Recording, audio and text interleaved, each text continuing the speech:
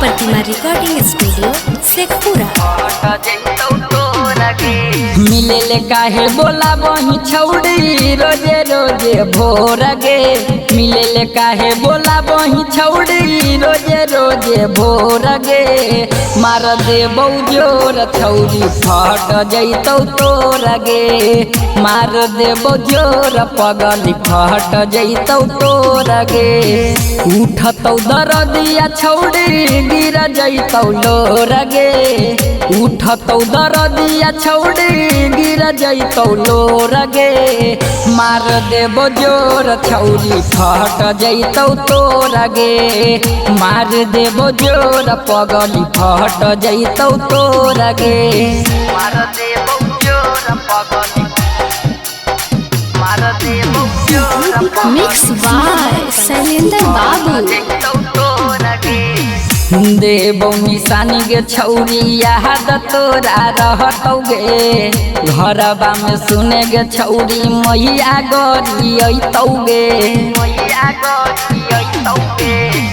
देबौ निशानी गे छौरी याद तोरा रहतौ गे। घरबा में सुने गे छौरी मैया गरी अइतौ गे।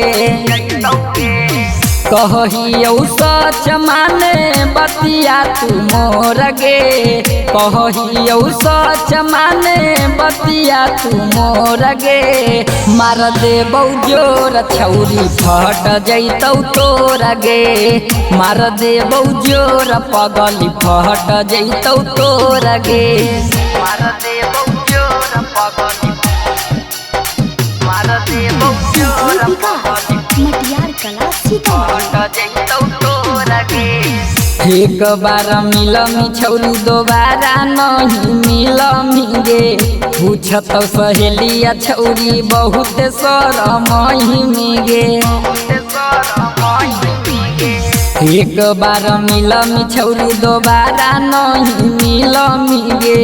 पूछतौ सहेलिया छौरी बहुत शरमही गे। नंदन नसीला छौड़ी देतौ हिला कोर गे। नंदन नसीला छौड़ी देतौ हिला कोर गे। मार देबौ जोर पगली फट जैतौ तोर गे।